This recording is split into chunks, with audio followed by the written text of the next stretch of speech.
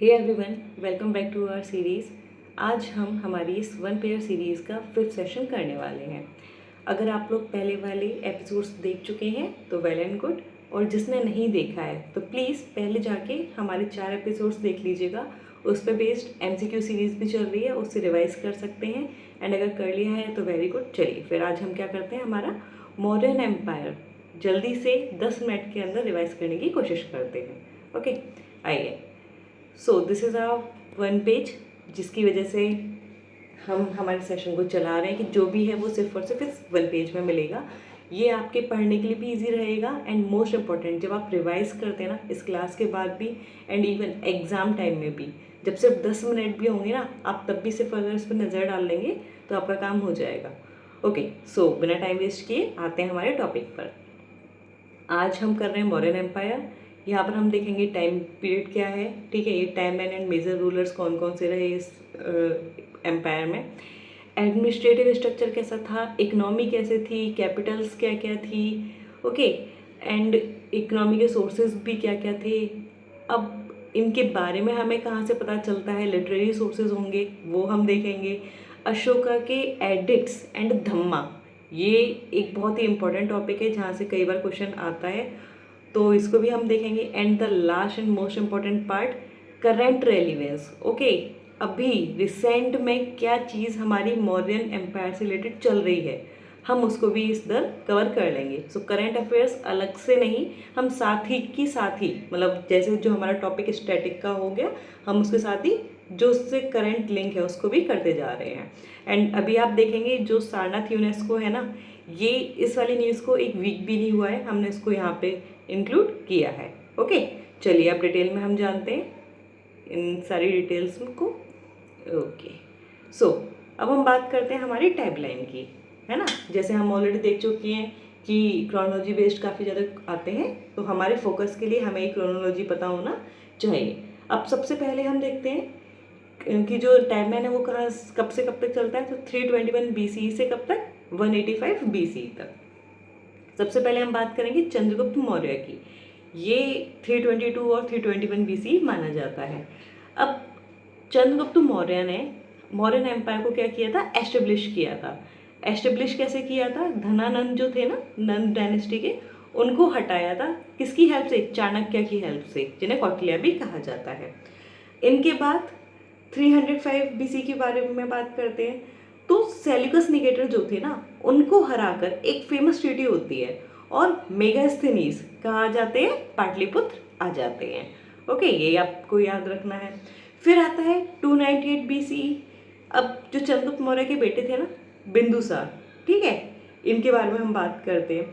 इनको ग्रीस क्या बोलते थे, अमित्रघात, ओके, या फिर हम इसको बोलते हैं एमिट्रोकेट्स। ओके, दोनों ही बोला जाता है, और इसका मतलब क्या होता है, the slayer of force.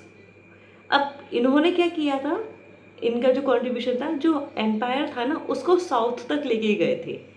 And इन्होंने क्या किया था, आजीविका को पैट्रोनाइज किया था। आजीविका जो सेक्ट था ना हमारा, उसको पैट्रोनाइज किया था। एक इंटरेस्टिंग फैक्ट है, आगे भी देखेंगे कि जो हमारे चंद्रगुप्त मौर्य थे, इन्होंने तो क्या किया था, जैनिज्म को पैट्रोनाइज किया था, मतलब जैनिज्म में कन्वर्ट हुए थे। बिंदुसार आजीविका से हुए थे, और जो अशोका थे ये बुद्धिज्म से। तो ये फैक्ट भी याद रखने वाले हैं। फिर बात करते हैं 273 से 232 BCE की, ये टाइम था अशोका का। ओके, तो ये वाला जो पीरियड चलेगा ये किसका होगा, अशोका का रेन होगा। देन बात करते हैं कलिंगा वॉर, ये भी एक हमारे क्या रहा था, इंपॉर्टेंट एपिसोड रहा था। अब ये वो टर्निंग पॉइंट था जहाँ से अशोका ने क्या किया था, भेरी घोष को हमेशा के लिए त्याग दिया था, छोड़ दिया था। अब मोस्ट इंपॉर्टेंट क्या है, इसको इग्नोर कीजिएगा प्लीज। ओके, अब भेरी घोष। ओके, अब ये जो वर्ड आता है ना, ये पूछ लेते हैं कि अच्छा ये भेरी घोष क्या है ना, एग्जाम में आता है। तो याद रखिएगा भेरी घोष क्या है, जो हमारा मिलिट्री कॉन्क्वेस्ट होता था ना, कि लड़ाई लड़ने जा रहे हैं, तो उसको क्या कर दिया था उन्होंने, छोड़ दिया था। एंड किस चीज़ पर आ गए थे, धम घोष पे, है ना। धम घोष का मतलब धम धम, मोरल कॉन्क्वेस्ट होगी, और जो हमारी मिलिट्री कॉन्क्वेस्ट है वो नहीं होगी, ये आप याद रखिएगा। अब आते हैं 185 BCE में। अब यहाँ पे जाके मौर्यन एम्पायर का डिक्लाइन होता है, जब जो लास्ट रूलर थे ना, ये हमारे बृहद्रथ। ओके, बृहद्रथ को कौन हरा देते हैं? उनके ही कमांडर, जिनका नाम क्या था? पुष्यमित्र शुंग। अब इन्होंने इनको हरा दिया तो इन्होंने क्या कर लिया? अपनी शुंग डायनेस्टी को स्टार्ट कर दिया। तो ये टाइमलाइन याद रखिएगा। बाकी के जो भी फैक्ट्स बताए हैं, पेन और कॉपी हमेशा साथ में लेकर बैठिए और उन सारे पॉइंट्स जो आपको नहीं आते हैं या आपको अलग लगते हैं उनको नोट करते जाइए। ओके, आगे बढ़ते हैं। अब हम बात करते हैं इस एम्पायर के जो मेन रूलर्स है ना, मतलब इम्पोर्टेंट रूलर्स, और या बोल सकते हैं सबसे महान रूलर्स, उनके बारे में देख लेते हैं। अब सबसे पहले तो हम बात करेंगे चंद्रगुप्त मौर्य की। ओके, इन्होंने इंडिया का सबसे पहला क्या किया था? सेंट्रलाइज्ड पैन इंडिया एम्पायर बनाया था। सब कुछ क्या था? सेंट्रलाइज्ड था और पैन इंडिया एम्पायर था। तो ये इनका कॉन्ट्रीब्यूशन था। अब बोलते हैं इन्होंने अपने लाइफ के जो लास्ट फेज चल रहा था ना, तो जो आचार्य भद्रबाहु थे उनसे जैनिज्म की क्या ली थी? दीक्षा ले ली थी। ओके, एम्ब्रेस्ड किया था जैनिज्म को अंडर भद्रबाहु। ओके, ये वाला फैक्ट याद रखना है। और श्रवण बेलगोला जो कि कहाँ पर है? कर्नाटका में। वहाँ पे क्या किया था? संलेखना परफॉर्म की थी। अब संलेखना क्या होता है? ऐसे टर्म्स पे हमारे पास क्वेश्चंस आते हैं एग्जाम में, तो याद रखिएगा संलेखना पहली चीज़ जैनिज्म से रिलेटेड है।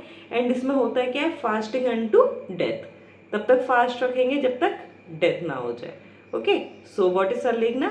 It is fasting unto death. Okay, अब बात हम करते हैं हम किसकी? बिंदुसार की। इन्होंने क्या किया? अभी हमने स्टार्टिंग में पॉइंट देखा था कि डेगन तक लेके गए थे, तो वही चीज़ याद रखिएगा कि ग्रीक्स इनको क्या बोलते थे, है ना। और जो सीरियन किंग था एंटियोकस, उनसे इन्होंने क्या किए थे? अपने टाइज बना के रखे थे, मतलब दोस्ती टाइप की थी इनसे, है ना। और इन्होंने क्या किया था? उनसे स्वीट वाइन, है ना, ड्राइड फिग्स एंड फिलोसफर भेजने की भी रिक्वेस्ट की थी। ओके, ये मतलब जनरल पॉइंट है कि पूछ सकते हैं, ये सारे कंडीशन दे देंगे, बोलेंगे कि किस रूलर के बारे में बात हो रही है ना, या किस पर्सनैलिटी के बारे में बात हो रही है, तो ये ध्यान रखिएगा। अब बात करते हैं अशोका की। ओके, कलिंगा वॉर के बाद जो अभी हमने देखा कि क्या किया था इन्होंने? मिलिट्री कॉन्क्वेस्ट को छोड़ दिया था, भेरी घोष को छोड़ दिया था, और क्या कर रहे थे? धम घोष पे आ गए थे। ओके, तो ये क्या हुए? कन्वर्ट हो गए थे बुद्धिज्म में। किसके अंडर? उपगुप्त के अंडर में। इन्होंने, ये हमने कल वाली क्लास में भी देखा था जब हमने बुद्धिज्म एंड जैनिज्म पढ़ा था, तो थर्ड बुद्धिस्ट काउंसिल को उन्होंने कन्वीन किया था। कहाँ पर किया था? पाटलिपुत्र में। किसके अंडर हुई थी? ये आपको याद ही होना चाहिए। याद नहीं है इट मीन्स आपने अच्छे से रिवाइज नहीं किया है। ओके, तो ये वाले पॉइंट्स याद होने चाहिए। अब अगर अच्छे से रिवाइज किया है तो मुझे एक क्वेश्चन का आंसर यहाँ से आप बताइएगा कि जो ये हमारी बुद्धिस्ट काउंसिल्स थी ना, कितनी बुद्धिस्ट काउंसिल्स हुई थी? चलिए मैं बता देती हूँ, 4 हुई थी। एक के बारे में तो आपको पता चल गया कि ये थर्ड थी, तो बाकी की first council, second council and हमारी फोर्थ काउंसिल कहाँ हुई थी, किसके अंडर में हुई थी और किसने इनको पैट्रोनाइज किया था, तो ये वाले पॉइंट्स मुझे चाहिए। एंड जैनिज्म के भी आप मुझे जो उनकी 2 काउंसिल्स हुई थी उसके बारे में भी सिमिलर फैक्ट्स बताएंगे। ओके, चलिए अब आगे चलते हैं। अब आते हैं हमारा एक नया इंपॉर्टेंट पॉइंट। ठीक है, यहाँ से भी कई बार क्वेश्चंस आ जाते हैं कि मतलब एडमिनिस्ट्रेशन कैसा था वहाँ पे। ठीक है, इकोनॉमिकल टर्म्स जो होते हैं वो सारे आ जाते हैं। तो ये बेसिक चीज़ है, वैसे थोड़ा सा सबको आइडिया होता है कि कौटिल्य की क्या थी? सप्तंग थ्योरी थी, जो स्टेट के सप्त अंग, सप्त मतलब 7 अंग मीन्स कि एलिमेंट्स हैं, तो स्टेट के क्या है? 7 एलिमेंट्स के बारे में बात करते हैं। कौन कौन है? तो ये याद रखिएगा, इस पर बेस्ड भी ना एक बार PYQ आया है। ओके, UPPCS में स्वामी, अमात्य, जनपद, दुर्ग, कोश, बल, मित्र, ये एलिमेंट्स होते ही होते हैं स्टेट के। ओके, तो ये कौटिल्य ने सप्तंग थ्योरी में दिया था। अब एडमिनिस्ट्रेटिव हायरार्की क्या थी उस टाइम पे? तो मॉडर्न जो एडमिनिस्ट्रेशन था ना वो हाईली ऑर्गेनाइज्ड था। कौन मतलब कैसे चल रहा था? किंग थे, मतलब किंग था, काउंसिल ऑफ मिनिस्टर्स थे, फिर प्रोविंसेस थे एंड उनके अंडर में डिस्ट्रिक्ट थे, डिस्ट्रिक्ट्स के अंडर में क्या थे? हमारे विलेजेस थे। तो ये एक सीक्वेंस इस तरीके से हायरार्की में चल रहा था। तो सबसे नीचे कौन आ गया? हमारा village, then district, then province, then council of ministers, then king. इस वाले ऑर्डर को भी आपको याद रखना है, यहाँ पे भी कंफ्यूज कर देते हैं। अब बात करते हैं मेजर जो हमारी प्रोविंशियल कैपिटल्स थी। एक तो आपको पता ही है, इम्पीरियल कैपिटल पाटलिपुत्र, ये तो सबको ही याद होगा, है ना। जो एक आई थिंक एग्जाम की प्रिपरेशन भी नहीं कर रहा होगा ना, उसको भी जनरल फैक्ट्स में पता होता है। बाकी की 4 हम देख लेते हैं। एक हमारी कहाँ थी? तक्षशिला, जो कि कैसा रीजन था? मतलब नॉर्थ वेस्ट वाले पार्ट में। वेस्ट में हमारी क्या थी? उज्जैन, ईस्ट में क्या आती है, तोसली, एंड साउथ में हमें क्या मिलती है, सुवर्णगिरी। ये आपको याद रखने हैं, ओके, कि मेजर प्रोविंशियल कैपिटल्स क्या थी। एक ये मैंने बोल दिया TUTS से आप याद रख सकते हैं, बट मैं सबसे अच्छा बोलूँगी कि जैसे ये नॉर्थ वेस्ट में है, पहली चीज़ तो आपको ये क्लियर होना चाहिए, ये ईस्ट है, ये वेस्ट है, ये नॉर्थ है, ये साउथ है। ये वाला पार्ट नॉर्थ ईस्ट कहलाएगा, ये वाला पार्ट नॉर्थ वेस्ट कहलाएगा, ठीक है। तो इस तरीके से ये साउथ ईस्ट हो गया, साउथ वेस्ट हो गया, ये आपको पता होने चाहिए। तो तक्षशिला कहाँ है हमारा, नॉर्थ वेस्ट में, तो ये वाला रीजन हो गया। तो यहाँ पे हमारा तक्षशिला, ओके। फिर हमारा वेस्ट में हमारा क्या आ गया, उज्जैन। तोसली कहाँ पे है हमारा, यहाँ पर, ओके, ईस्ट में। एंड सुवर्णगिरी हमारा कहाँ पर है, साउथ में। S2S मिल गया आपको एक पॉइंट। क्योंकि कई बार क्या होता है, वो अरेंज करवा लेता है कि नॉर्थ टू साउथ में कर लिया या ईस्ट वेस्ट वाले बता दो, तो इसलिए ये वाले पॉइंट्स अपन को क्लियर होने चाहिए। मतलब हर जगह मेमोरी ट्रिक्स नहीं लगानी है, जस्ट कि रिमेंबर कि अच्छा ये थे, उसके लिए है, बट कहाँ थे ये भी अब इम्पॉर्टेंट है, क्योंकि जो क्वेश्चन है वो भी हमारे क्या होते जा रहे हैं, एनहेंस होते जा रहे हैं ना। वो बेसिक चीज़ें हर बार नहीं पूछते, आपको भी एडवांस होना पड़ेगा। अब बात करते हैं हमारे की एडमिनिस्ट्रेटिव टर्मिनोलॉजी। ये हमारे प्रीलिम्स के लिए फोकस देने के लिए मोस्ट इंपॉर्टेंट पार्ट होता है, ओके। इधर से क्वेश्चन ना हर साल आने की हाई प्रोबेबिलिटी होती है, तो आप इसको मिस नहीं कर सकते हैं। इसमें सबसे पहले क्या है, समहार था, ओके।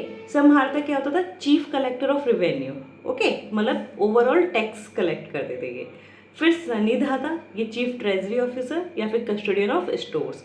राजुकास जो रूरल एडमिनिस्ट्रेशन था ना, उनके ऑफिसर्स जिन्हें अशोका ने किसके लिए मतलब कौन सी पावर्स दी थी, तो याद रखिएगा कौन कौन सी थी, judicial and land measurement means revenue powers थी। फिर बात करते हैं प्रदेशिका की, ये ओवरऑल हेड होते थे डिस्ट्रिक्ट एडमिनिस्ट्रेशन के। अध्यक्षास, तो ये डिपार्टमेंट के हेड होते थे। अब ये वाले इंपॉर्टेंट पॉइंट्स है जो हमें याद रखने हैं, यहाँ से भी क्वेश्चन बनता है हमारा मैं सब फॉलोइंग में। सीताध्यक्ष क्राउन लैंड को बोला जाता था, पन्याध्यक्ष कॉमर्स को, ठीक है। पोटावाध्यक्ष ये हमारा वेट्स एंड मेजर्स को बोला जाता था, तो इसको याद रखिएगा, अपने नोट्स में इनकॉर्पोरेट कर लीजिए। अब हम बात करते हैं हमारे गूढ़ पुरुष, है ना। अब ये क्या होते थे, गूढ़ पुरुष, ओके, नाम से ही थोड़ा क्लियर होना चाहिए। तो मौर्यन की ये क्या थी, सीक्रेट सर्विस या फिर स्पाइस, ऐसे याद रखिएगा, है ना। गूढ़ है ये पुरुष, इस तरीके से। इनमें क्या थी, ये दो तरीके के होते थे, है ना, संस्था और संचार। अब आपके पास पता है क्वेश्चन कैसे आ जाएगा, the term sanstha and sancharas were related to the Mauryan empire that are related to which of the following. तो आपको दे दिया कि टैक्स कलेक्शन से थे या रेवेन्यू मतलब जुडिशियल पावर से रिलेटेड थे, है ना, या मतलब कुछ भी दे देंगे, पोएट्स थे। तो आपको याद रखना है ये क्या थे, हमारे गूढ़ पुरुष, और स्पाइस थे संस्था और संचारास। डिफरेंस क्या था, संस्था स्टेशनरी मतलब एक ही जगह रुक के वो दूसरों पे नज़र रखते थे, एंड संचारास ये क्या थे, वॉन्डरिंग स्पाइस, ये क्या करते थे, आ जाके पता लगाते थे, ओके, ये मूवमेंट रखते थे अपना।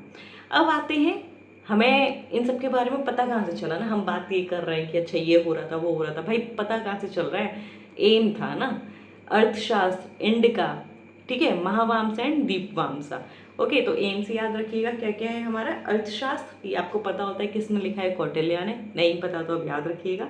इसमें किसके बारे में बताया गया है कि state craft, political economy, military strategy and internal security कैसी होनी चाहिए, इन सब के बारे में वहाँ पे कॉम्प्रिहेंसिवली मेंशन है। फिर इंडिका, ओके, इंडिका की हम बात करें तो मेगास्थनीज से याद रखिएगा, ये हमारा क्या है, एक फॉरेन व्यू है, ओके। पाटलिपुत्र के जो हमारे 6 बोर्ड्स थे ना, जिसमें 5 लोग होते थे हर 6 बोर्ड्स में, उसकी गवर्नेंस और सोसाइटी का एक 7 कास्ट डिवीजन बताया गया था इसमें, ओके। तो ये चीज़ याद रखना है कि क्या था, फॉरेन पर्सपेक्टिव था कि पाटलिपुत्र मैनेज हो रहा था किसी 6 बोर्ड से, जिसमें हर बोर्ड में 5 मेंबर थे, और ये क्या था, जो हमारा जो ये सोसाइटी थी ये 7 क्लासेस में डिवाइड थी, ओके। ये वाली चीज़ आपको याद रखनी है कि ये इसमें मेंशन होता है। अब बात करते हैं महावामसा एंड दीपवामसा की, तो ये श्रीलंकन क्रॉनिकल्स हैं। अब यहाँ पे हमें क्या बताया गया है, मतलब ये बुद्धिस्ट क्रॉनिकल्स है ना, ये चीज़ याद रखिएगा। इसमें डिटेल अकाउंट मिलता है of Ashoka's patronage and overseas propagation of Buddhism. अब अदर सोर्सेज को भी देख लेते हैं, कौन कौन से हैं। मुद्रा राक्षस जो किसने लिखी थी, विशाखादत्त ने। विशुद्धि मार्ग एंड पुराणिक जो जेनोलॉजीज हैं उससे भी हमें जो हमारा मौर्यन एम्पायर है उसके बारे में पता चलता है। इसमें मोस्ट इम्पॉर्टेंट मुद्रा राक्षस है, किसने लिखा था ये आपको याद रखना है, विशाखादत्त ने। और ये क्या है, एक बहुत ही वाइटल सोर्स है। आइए आगे चलते हैं। अब बात करते हैं ये one of the most important part ना, कि अशोकन के एडिक्ट्स कहाँ पर हैं, कैसा नेचर है ना। नॉर्मली तो मैथ द फॉलोइंग में आता है कि कौन सा कहाँ मिल रहा है, वो वाला पॉइंट। ओके, अब यहाँ पे ना एंड यहाँ से हमारा धम्म वाला पार्ट आता है हमारा मेंस के एग्जाम के लिए। अब सबसे पहले ना एक मिसकॉन्सेप्शन दूर कर लेते हैं, ओके, कि धम्म रिलीजन था। No, Dhamma is not a religion. इस वाले पॉइंट को याद आपको रखना है, ये कोई नया रिलीजन नहीं था, ये क्या था, एक यूनिवर्सल मोरल कंडक्ट। इस वाले पॉइंट को याद रखना है। ओके, मतलब इसमें क्या थी, सारी अच्छाइयाँ बता रखी थी, जैसे हिंसा होनी चाहिए, रिलीजियस टॉलरेंस, पेरेंट्स और टीचर की रिस्पेक्ट करो, सर्वेंट्स के साथ काइंडनेस होनी चाहिए, ये सब धम्म बताता था। ओके, अब एडिक्ट्स को क्लासीफाई करते हैं।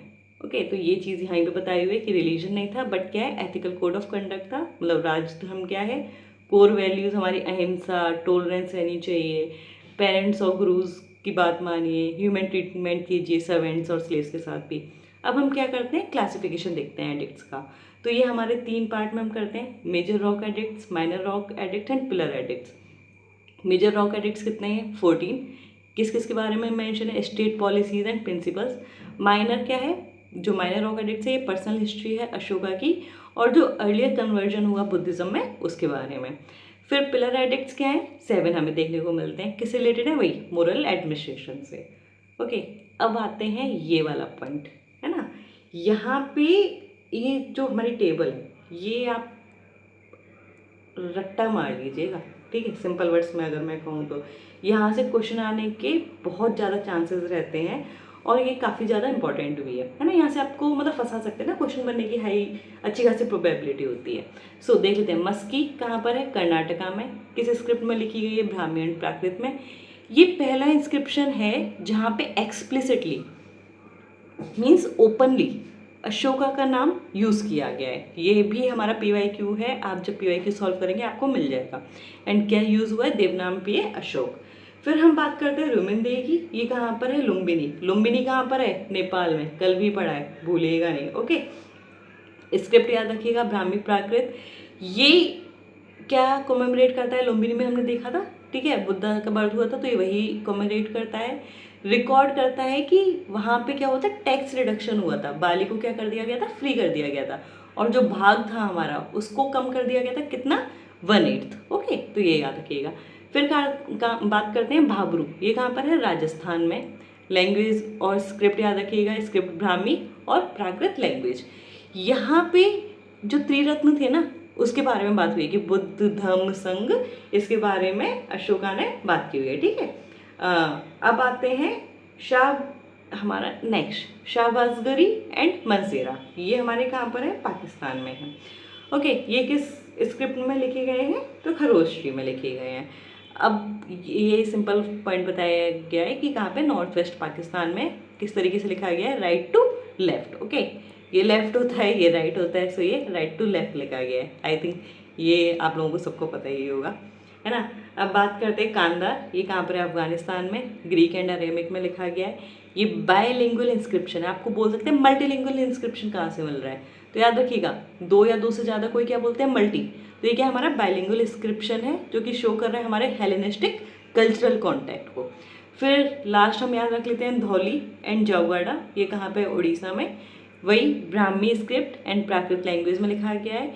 यहाँ पे सेपरेट कलिंगा एडिक्ट्स है, जिस मतलब बोला गया है यहाँ पे, all men are my children. Okay, यहाँ मतलब सेपरेट कलिंगा एडिक्ट्स है, जहाँ पे लिखा गया है कि सारे के सारे जो आदमी हैं, जो लोग हैं ना, वो मेरे ही बच्चे हैं। ओके, तो ये तो आपको याद रखना ही रखना है, इसको तो नहीं भूलिएगा। ओके, अब आते हैं आर्ट एंड आर्किटेक्चर पे। तो ये भी हमारा मेंस के लिए इम्पोर्टेंट ज़्यादा होता है ना। ये इस पर भी PYQ आ चुका है ना कई बार, और शायद इस बार मतलब UPPCS में 25 वाले में भी आया है, आई थिंक, है ना। बाकी आपको 5 ईयर्स में तो ये दिख ही जाएगा। ओके, फिर अब बात करते हैं कि कैसी थी कोर्ट आर्ट या पॉपुलर आर्ट। ठीक है, कोर्ट आर्ट क्या होती है, जो स्टेट पैट्रोनाइज करती है, जो स्टेट इनिशिएट करती है। यहाँ पे क्या क्या थे हमारे, मोनोलिथिक मतलब एक ही, मोनो सिंगल है ना, सिंगल लिथिक है मतलब सिंगल पिलर है ये। ओके, किससे बना है? चुनार सैंडस्टोन से, जहाँ पे मतलब इसकी पॉलिश बहुत अच्छी है। कहाँ पे हैं ये हमारे स्तूपास ऐसे एग्जाम्पल, तो सांची का हो गया, बहरूत का हो गया। पॉपुलर आर्ट क्या होती थी? हमारी प्राइवेट इनिशिएटिव होते थे। यहाँ पे हमारे लिए क्या इंक्लूड होता था? जैसे यक्ष एंड यक्षिनी फिगर्स हो गए, इसका एग्जाम्पल है दीदारगंज की का जो यक्षी है उसका, एंड रॉक कट केव्स हो गए ये। अब रॉक कट आर्किटेक्चर के बारे में बात करते हैं, तो एक्चुअली ना यहाँ पे ये याद रखिएगा कि लोकेशन क्या है। जैसे बराबर एंड नागार्जुनी केव्स कहाँ पे मिलती है? हमें बिहार में। लोमस ऋषि एंड सुदामा केव्स, ठीक है। तो ये क्या किया था? अशोका और उनके जो ग्रैंड सन थे ना, दशरथ, उन्होंने किसके लिए बनवाई थी? आजीविका मॉन्क्स के लिए। अब क्या होता है, आपको पूरी लाइन दे देंगे मान लो सेम, वहाँ पे आजीविका को किससे चेंज कर देंगे? बुद्धिस्ट मॉन्क से, है ना। एंड आपको लगेगा जैसे ही अशोका भाई साहब का नाम आया हम तो बुद्धिस्ट को ही लगाएंगे, नहीं। क्या याद रखना है? अशोका एंड उनके ग्रैंडसन ने मिलके किसके लिए बनवाया था? आजीविका मॉन्क्स के लिए। ओके, सो ये पॉइंट मेंशन कर लीजिएगा अपने नोट्स में। ओके, आते हैं आगे। अब ये है ना मोस्ट इंटरेस्टेड पार्ट, है ना, कि हमारे करंट में क्या चल रहा है अभी, है ना। तो ये करंट अफेयर का इंटीग्रेशन वाला पार्ट है जो कि इम्पॉर्टेंट है। चलिए आइए इसको भी फटाफट से फाइनल और कंप्लीट करते हैं। अब ये वाला मैं सबसे पहले बोल रही हूँ, ये अभी एक वीक भी नहीं हुआ है, ये हमारा करंट का पार्ट है ना। यहाँ पे ध्यान रखिएगा, सारनाथ इसको इंस्क्राइब किया गया है as a 45th UNESCO world heritage site. Okay, तो आपको क्या याद रखना है? 45th साइट हमारी कौन सी बनी है? सारनाथ। ओके, अब सबसे पहली चीज़ यहाँ पे आपके पास 2-3 पॉइंट और मिल जाते हैं कि जो 48th सेशन हमारा चल रहा है वो कहाँ हुआ है? साउथ कोरिया में, बुशान में। यहाँ पे एक्चुअली किससे रिलेटेड है, क्या इंपॉर्टेंट है? तो याद रखिएगा, बुद्धा ने अपना फर्स्ट सर्मन दिया था, इसलिए क्या बोला जाता है? धर्मचक्र परिवर्तना। ये यहाँ से हमें क्या मिला है? अशोकन लायन कैपिटल मिला है, जो कि क्या है? नेशनल एम्ब्लेम है इंडिया का। अब सारनाथ को इंक्लूड करने के बाद इंडिया क्या है? 6th ग्लोबली है एंड 2nd एशिया पैसिफिक में है विथ 45 साइट्स के साथ। ओके, रैंकिंग में। अब बात करते हैं ASI की एक्सकेवेशंस हो रही है हमारे यहाँ पे बलिराजगढ़ में, जो कि कहाँ पर है? बिहार में। ओके, तो ये याद रखना है कि यहाँ पे एक्सकेवेशन से हमें क्या मिले हैं? फोर्टिफाइड अर्बन लेयर्स मिली हैं, ब्रिक स्ट्रक्चर्स मिले हैं, ठीक है। नदन ब्लैक पॉलिश्ड वेयर्स के पॉट्स हमें देखने को मिले हैं, पंच मार्क्ड कॉइन्स मिले हैं, और ये किस पीरियड से रिलेट कर रहे हैं? मॉडर्न पीरियड से। ओके, तो मतलब ये हमें बता रहे हैं कि वहाँ पे क्या था? अच्छा खासा ट्रेड चल रहा था, अर्ली शिट फॉर्मेशन हो चुका था। फिर बुद्धिस्ट कल्चर डिप्लोमेसी, ये आपको पता है जब भी हम पीस की बात करेंगे तो हमारा क्या आता है? Buddhist culture diplomacy. I think ये मैप कंप्लीट नहीं है, ठीक है, तो इसको करेक्ट कर लीजिएगा। Okay, so now it's correct. Okay, अब आई होप आपने ये लेक्चर ढंग से सुना होगा, अच्छे से सुना होगा, एंड अब पता भी चल जाएगा आपने कितना अच्छे से सुना है। तो ये आपका प्रैक्टिस MCQ है, जल्दी से इसको अटैम्प्ट कीजिए एंड हर स्टेटमेंट को अच्छे से पढ़िएगा, है ना। और जो भी आपका आंसर हो उसको कमेंट में बताइएगा कि क्या सही है क्या गलत है, एंड आप उसको कितना रिवाइज कर पाए हैं, है ना। तो एक बार मैं ओवरव्यू में बता देती हूँ बस कि ये सारे स्टेटमेंट्स किससे रिलेटेड हैं? एडमिनिस्ट्रेटिव स्ट्रक्चर से। ओके, मौर्यन एम्पायर की सीताध्यक्ष क्या आपको याद आ रहा है क्या था? राजुकास क्या थे, है ना। गुड़ पुरुष क्या थे? मतलब आप सबसे पहले तो आपको ये वर्ड देख के पता होना चाहिए, अच्छा मेरे को समझ में आ रहा है या नहीं आ रहा है। आ रहा है तो आप आराम से इसको सॉल्व कर लेंगे, अगर गलत भी हो तो no issue, it's a learning phase. So आपको ये देखना है अच्छा मेरा गलत हुआ है, बहुत अच्छी बात है, गलत होगा ना तभी आप उसको क्या करोगे? ज़्यादा टाइम तक याद रख पाओगे, बट उसको नोट कर लीजिए एंड उसको रिवाइज करते रहिए। चलिए, अगर आपको ये सेशन अगर अच्छा लगा हो और हेल्पफुल लगा हो तो लाइक शेयर एंड सब्सक्राइब जरूर कीजिएगा। So keep revising, stay focused, और मिलते हैं हम हमारे कल नेक्स्ट वन पेज सीरीज में फिर से। Okay, thank you, have a nice day, bye bye.